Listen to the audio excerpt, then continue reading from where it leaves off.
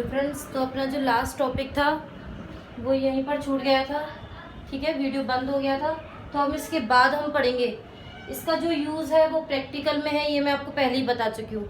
ठीक है, यदि आपने ये उतार लिया है तो हम इसका नेक्स्ट पार्ट स्टार्ट करते हैं। उसके लिए हम पढ़ेंगे अभी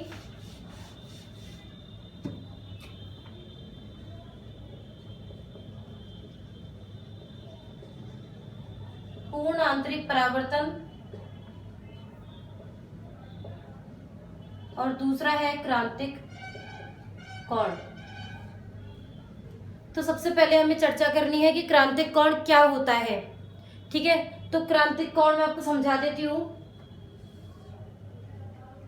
कि जब हम विरल माध्यम सघन माध्यम से विरल माध्यम में जाते हैं, यह विलंब है,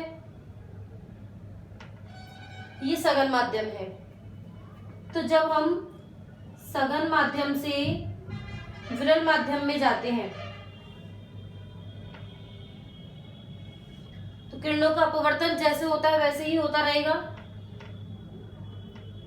लेकिन एक ऐसा मोड़ आता है जिस पर अपवर्तित किरण लंबवत हो जाती है।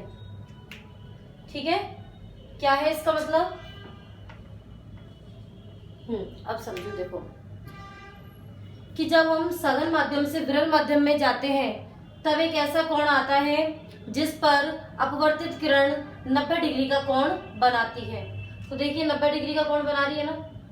कभी कभी हम वाटर सरफेस पे देखते हैं ना कि जब सनरेज पड़ती है तो एकदम वाटर की जो सरफेस है चांदी की तरह चमकने लग जाती है, तो वो पूर्ण आंतरिक परावर्तन ही होता है। पूर्ण आंतरिक परावर्तन कहो या फिर हम कहें कि वो क्रांतिक कोण पे हो रहा है। तो क्रांतिक कोण के लिए डेफिनेशन हम क्या लिखेंगे?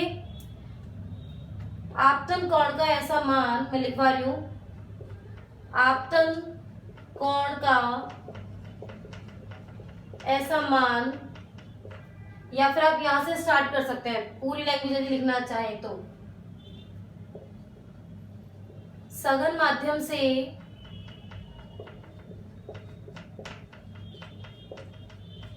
विरल माध्यम में जाने पर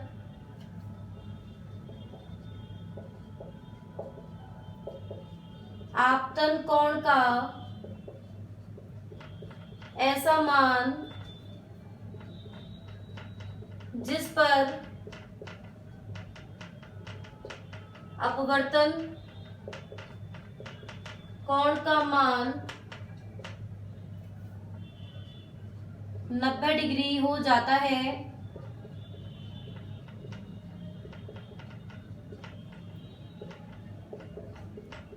क्रांतिक कोण कहलाता है। इसे थीटा सी से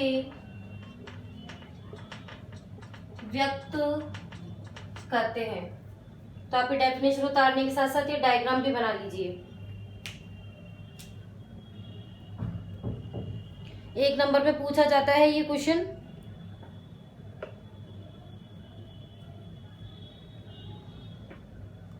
इसके बाद हम पढ़ेंगे पूर्ण आंतरिक परावर्तन और इसकी कुछ घटनाएं।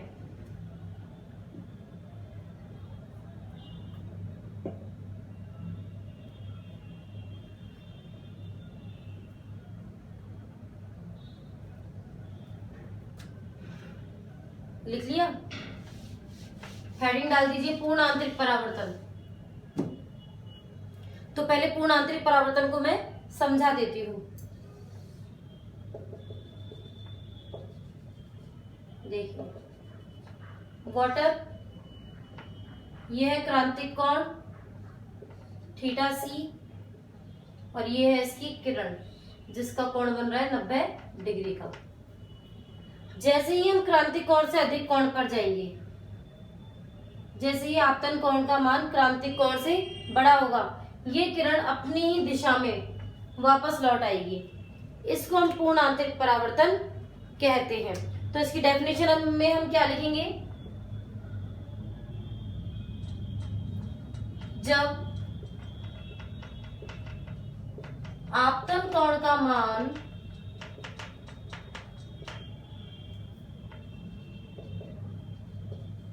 क्रांतिक कोण थीटा सी से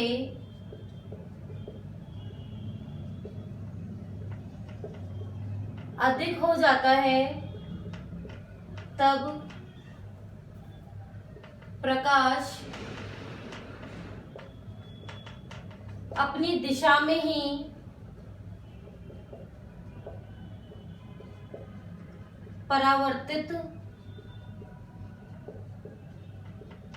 हो जाता है।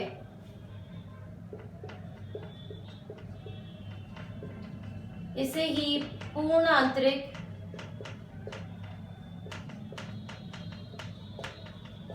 परावर्तन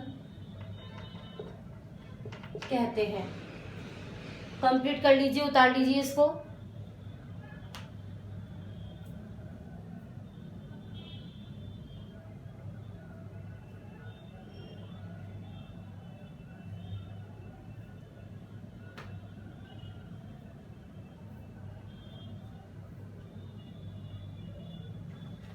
हेडिंग डाल दीजिए इसके बाद, पूर्ण आंतरिक परावर्तन से पूर्ण आंतरिक परावर्तन की कुछ घटनाएं एवं उपयोग। पूर्ण आंतरिक परावर्तन की कुछ घटनाएं एवं उपयोग।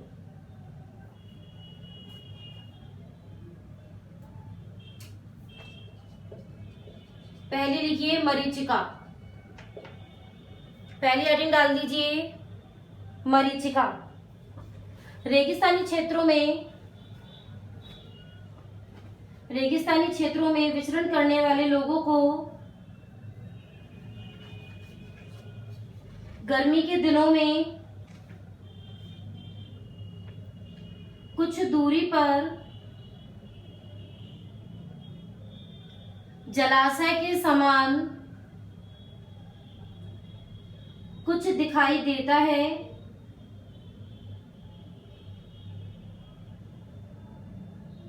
जो कि केवल एक भ्रम होता है, जो कि केवल एक भ्रम होता है।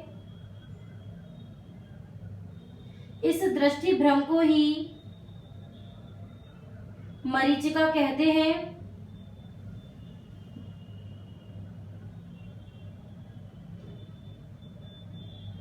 ऐसा पूर्ण आंतरिक परावर्तन के कारण होता है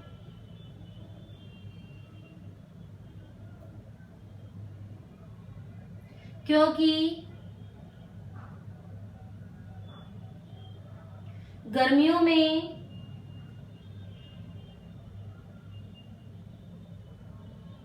पृथ्वी की सतह बहुत गर्म हो जाती है,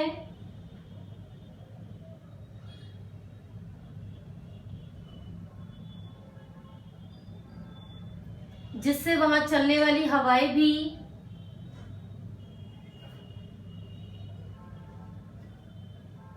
गर्म होकर विरल माध्यम का कार्य करती हैं।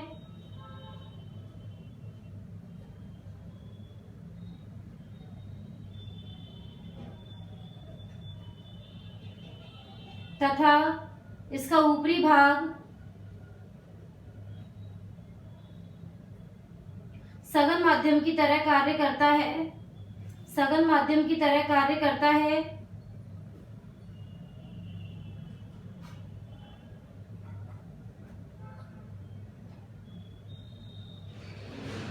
अतः जब हमारे नेत्र से किरणें सतह पर गिरती हैं, तो वे सघन माध्यम से विरल माध्यम की ओर जाती हैं।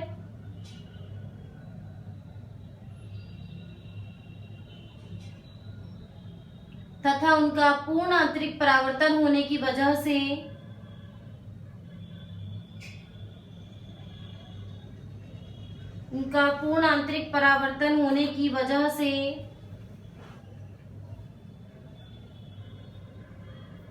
वहां जलाशय होने का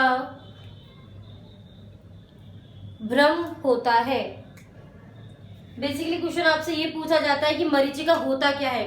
तो मरीचिका बेसिकली एक दृष्टि भ्रम है इस दृष्टि भ्रम में हमें ये लगता है कि सड़क पर जब हम चल रहे हैं तो जलाशय है, पानी के समान कोई चीज रखी हुई है, जबकि हम पास जाके देखते हैं तो ऐसा कुछ भी नहीं होता है। ठीक है। दूसरा इसका है हीरे का चमकना। यह बहुत इंपॉर्टेंट है क्योंकि इसमें कुछ अपवर्तनांक, कुछ इसके मान आएंगे जो कि आपको डायरेक्टली याद करने हैं। ठीक है। बीच में से जो क्वेश्चन उठाए जाते हैं वो ये एक टॉपिक है, यहां से उठता है वो क्वेश्चन। लिखिए, हीरे की चमक, स्पीड थोड़ा बढ़ा लीजिए आप। हीरे की चमक प्रकाश के पूर्ण आंतरिक परावर्तन के कारण होती है।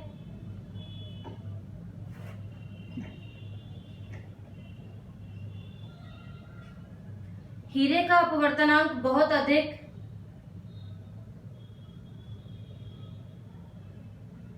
लगभग 2.42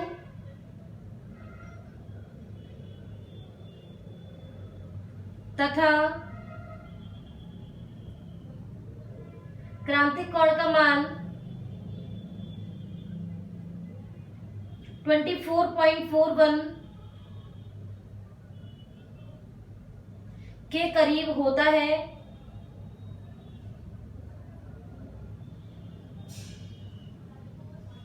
अतः जब प्रकाश इसमें प्रवेश करता है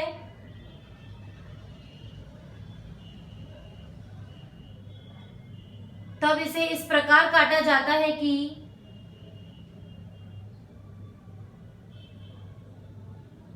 प्रकाश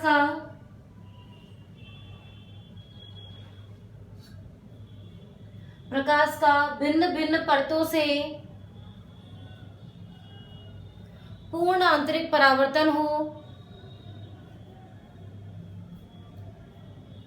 जिससे इसका संपूर्ण पृष्ठ फलक या संपूर्ण पृष्ठ चमकने लगता है।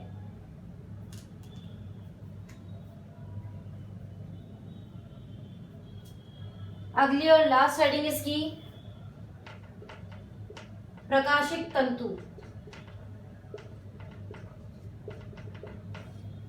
Optical fibre. लिखिए, प्रकाशिक तंतु श्रव्य व दृश्य संकेतों को लंबी दूरी तक संचरित करने के काम आता है।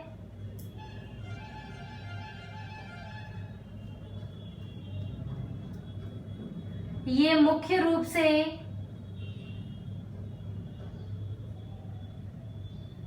उच्च गुणवत्ता के क्वार्ट्ज या कांच के तंतु होते हैं।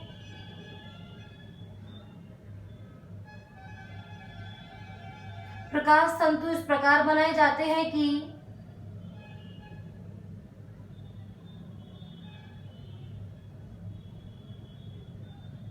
जब प्रकाश इसमें प्रवेश करे तब वह आपतित कोण क्रांतिक कोण से अधिक बनाए, जिससे इसका पूर्ण आंतरिक परावर्तन हो सके।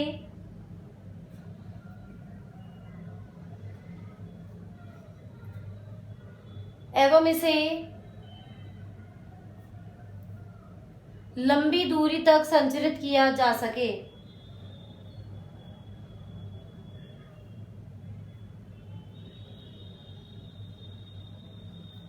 बस यहाँ पर कंप्लीट। अगली हेडिंग, पूर्ण आंतरिक परावर्तन के लिए शर्तें।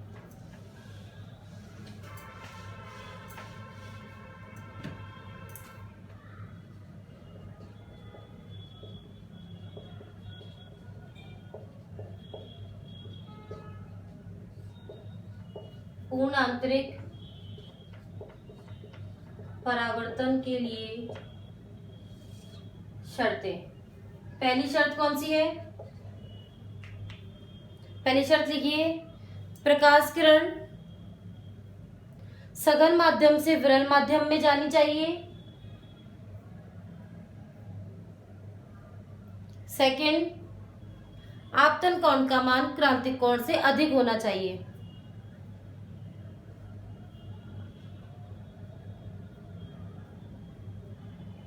ठीक है, ये कंप्लीट। अब हम पढ़ेंगे लेंस के बारे में। इस चीज का आप ध्यान रखिए, जितना मैं पढ़ा रही हूँ, जितने न्यूमेरिकल मैं करा रही हूँ, ठीक है, न्यूमेरिकल की प्रैक्टिस तो आपको बुक में से और करनी पड़ेगी। टाइप्स में बता सकती हूँ, जितना मैं थ्योरेटिकल डेरिवेशन पोर्शन करा रही हूँ, बोर्ड एग्जाम में इससे बाहर कुछ भी नहीं आएगा। यदि आप इतना भी करके जाते हैं तो आपके 95% नंबर आपके सिक्योर हैं। और यदि आप थोड़ा सा ध्यान कम भी देते हैं तो भी मैं आपको ये बता सकती हूँ कि लगभग 90% मार्क्स आपके कहीं नहीं जा रहे हैं। और यदि डीपली आप तैयारी करोगे, बहुत अच्छे से पढ़ोगे, तब तो आप हर सब्जेक्ट में 100% स्कोर कर सकते हो। फिजिक्स में ही क्या, हर सब्जेक्ट में स्कोर किया जा सकता है। बट यहाँ मैं पर्टिकुलर अपनी सब्जेक्ट की बात कर रही हूँ, इसलिए आपको बता रही हूँ। लेंस क्या होता है? दो गोलीय पृष्ठों से घिरी पारदर्शी आकृति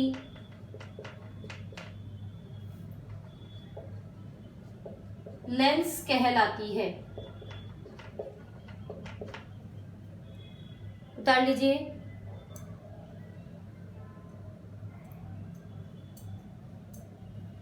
फिर लिखिए, लेंस दो प्रकार के होते हैं। पहला है उत्तल लेंस।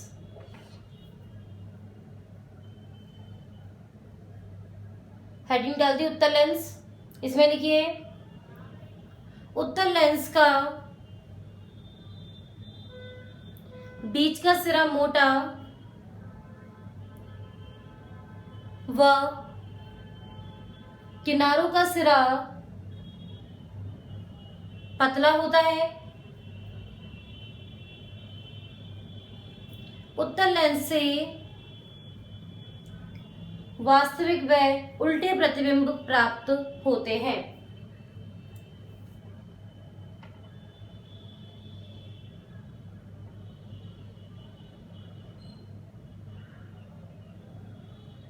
ये बनाना है आपको उत्तल लेंस के लिए, ठीक है।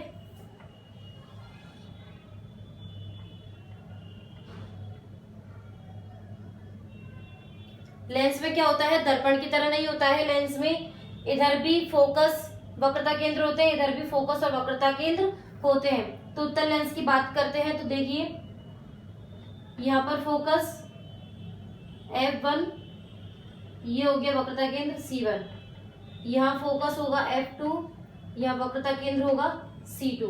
तो जब यहाँ समांतर किरणें जाएंगी तब दर्पण की तरह वे भी किससे गुजरेंगी, फोकस से। लेकिन ये पारदर्शी है इसलिए ये दूसरी ओर चले जाएंगी। इसमें जस्ट उल्टा होता है। दर्पण में क्या होता था कि वो इस डायरेक्शन में आनी चाहिए थी जिधर वस्तु रखी हुई है, तब तो वास्तविक बनता था। इसमें इधर की ओर बनती है तो वास्तविक होता है, ठीक है। नाम भी उल्टा है, देखो, वहां उत्तल में काल्पनिक बनती थी, यहाँ उत्तल में वास्तविक चीज बन रही है। तो ये कंफ्यूजन आपको दूर करना है। उत्तल लेंस ये होता है, इसको बना लीजिए। और अगली हेडिंग डाल लेना, अवतल लेंस। बनाइए इसको।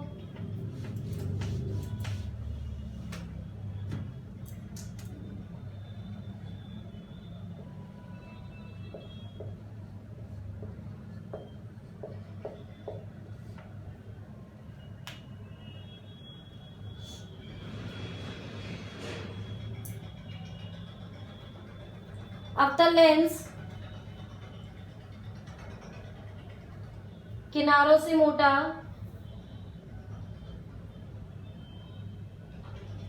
व बीच में से पतला होता है तथा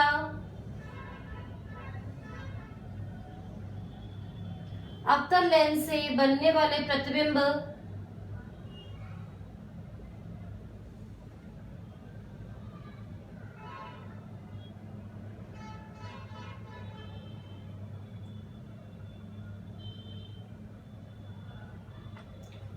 सदैव काल्पनिक एवं सीधे होते हैं।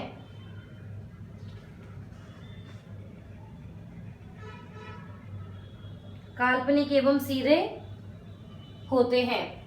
ठीक है, अब इसके अंदर क्या होगा, इसमें ये डायरेक्ट इधर नहीं जाएगा, ये F1 C1 F2 C2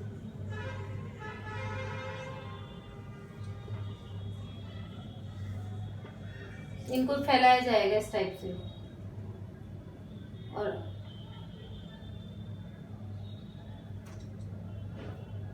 बनाइए।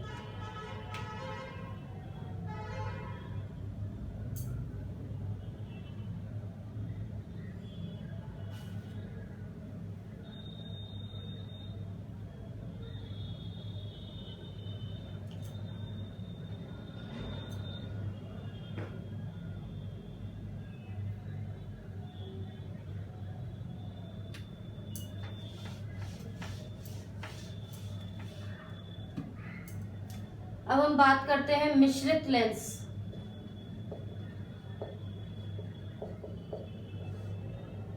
क्या है ये मिश्रित लेंस, वो देखते हैं। पहला, उभयोत्तल, दोनों ही पृष्ठ कैसे हैं इसके, उत्तल। दूसरा, समतलो उत्तल, एक पृष्ठ समतल दूसरा उत्तल। थर्ड है अवतलो उत्तल। तो देखो, पहला अवतल और ये दूसरा उत्तल। बनाइए इनको।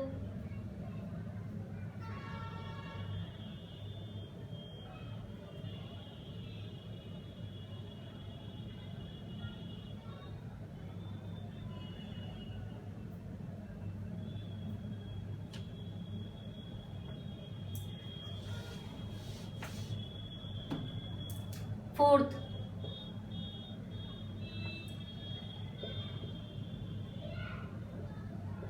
अवतलो अवतल,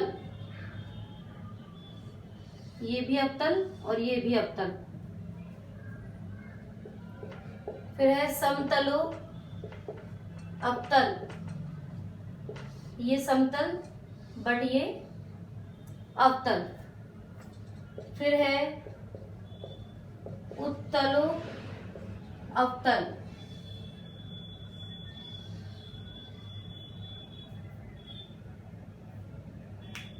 बना लीजिए।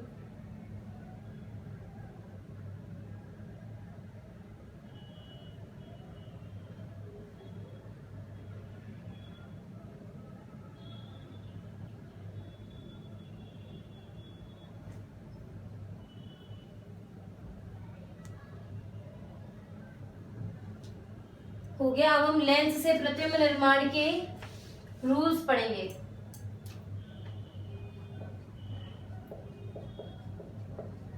लेंस से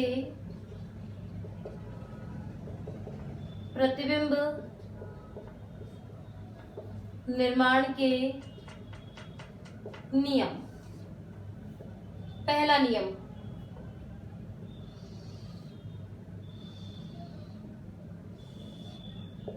दर्पण के जो नियम है अगर वो याद है आपको तो ये आपको इजी लगेंगे। पहला नियम क्या था, यदि कोई प्रकाश किरण मुख्य अक्ष के समांतर लेंस पर आपतित होती है तो वह अपवर्तन के पश्चात फोकस से गुजर जाती है। लिखिए, यदि मुख्य अक्ष के समांतर होती हुई कोई किरण लेंस पर आपतित होती है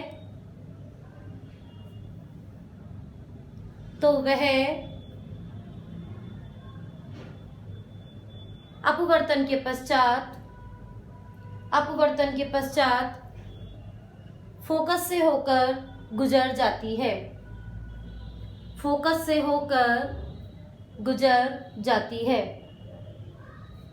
ठीक है, पहला डायग्राम बना लीजिए।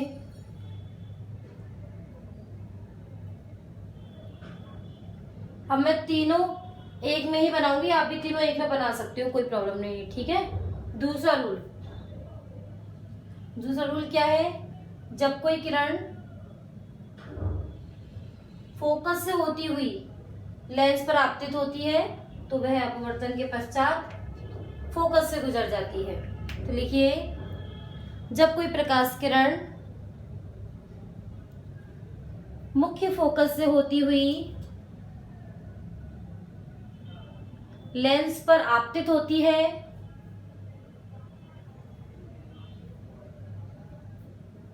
तो वह अपवर्तन के पश्चात मुख्य अक्ष के समांतर हो जाती है।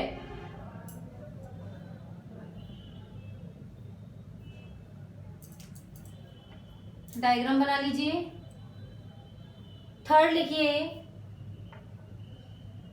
थर्ड लिखने से पहले इसका नाम लिख लीजिए, प्रकाशिक अक्ष या प्रकाशिक केंद्र। जब कोई किरण प्रकाशिक केंद्र से गुजरती है तो वह अपवर्तन के पश्चात अपना मार्ग परिवर्तित नहीं करती है। लिख लीजिए, जब कोई प्रकाश किरण प्रकाश केंद्र से गुजरती है तो वह अपवर्तन के पश्चात अपना मार्ग परिवर्तित नहीं करती है। तो ये थे लेंस के नियम। कल हम पढ़ेंगे या फिर हम कहीं नेक्स्ट क्लास में हम क्या पढ़ेंगे? अब नेक्स्ट क्लास में हम पढ़ेंगे कि लेंस से हम किस टाइप से किरण आरेख बना सकते हैं। ठीक है, साथ में जैसा हमने दर्पण समीकरण निकाला था वैसा ही हम लेंस समीकरण निकालेंगे। ठीक है, इस क्लास को जितना हो सके उतने बच्चों तक पहुंचाइए, शेयर कीजिए। Thank you.